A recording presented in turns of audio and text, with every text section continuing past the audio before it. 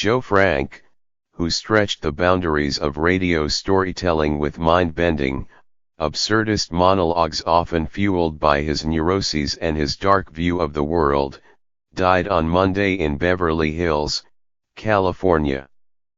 He was 79. His wife, Michael Story, said the cause was cancer. Delivered in a measured baritone, Mr. Frank's monologues tragic, philosophical, and sometimes confessional excursions that trod the line between fact and fiction brought listeners into unusual territory.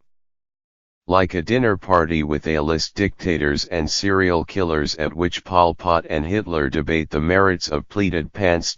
Or onto a boardwalk with penguins sitting on benches in outdoor cafes, drinking lattes, who are attacked by killer whales in a well-planned pincer movement, who are themselves attacked by polar bears floating toward the shore on icebergs fitted with large sails and small outboard motors. He concluded, "It's a massacre. And that's life. Penguins eaten by killer whales who are devoured by polar bears." Mr. Frank spent most of his career at KCRW, a public radio station in Santa Monica, California, which gave him the freedom to say what he pleased in his monologues and the multi-character improvised narratives he directed. "Whatever occurred to me that I found interesting, I'd just go ahead and do it," he told The Believer, a literary and culture magazine, in 2013. And, with exacting sometimes maddening workmanship, Mr. Frank edited and scored his programs as if they were films. Ira Glass, the host of the NPR show This American Life, said in a telephone interview that Mr. Frank had been more comparable to movie auteurs from the 1970s than to storytellers like Gene Shepard and Garrison Keillor. "Mr. Frank's tales," he said, "threw listeners into a gritty world where it won't all come out so clean and the moral lines won't be clear. And it will be a little philosophical." He added, "He was a mind-expanding example of what the medium could be, in all its power, that nobody else was doing." During one of his shows, Mr. Frank called former girlfriends on the East Coast late in the evening, guaranteeing that he would rouse them from sleep to sing "I Remember You" to them. "Was that just for me?" one of his former exes asked. Assured that it was, she said, groggily, "That was sweet." When Terry Gross, the host of NPR's Fresh Air, interviewed Mr. Frank in 1990, she called the encounters with his former lovers really funny and really cruel. Mr. Frank said he had felt guilty about waking them and inviting them to sing along with him. "But," he said, "the show was a hit. You're kind of torn between things that may not be very nice but make really extraordinary radio," he told Ms. Gross. Mr. Frank was born Joseph Langerman on August 19, 1938, in Strasbourg, France.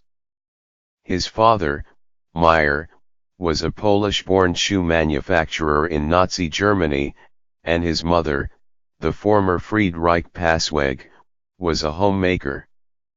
The family fled Germany in 1939 and settled in New York City. But Joseph had club feet and needed corrective surgery. His parents' marriage was deteriorating, as was his father's health. His father died of kidney failure on the day of one of Joe's operations. "So when I came home, my mother lied to me and told me that my father had gone to Boston on business," he told Slate in an interview conducted last summer and published after he died. "I was 5.5. After his mother remarried, he took his stepfather's surname. I think he was plagued by themes of inadequacy and insecurity, and a search for meaning that began in his childhood."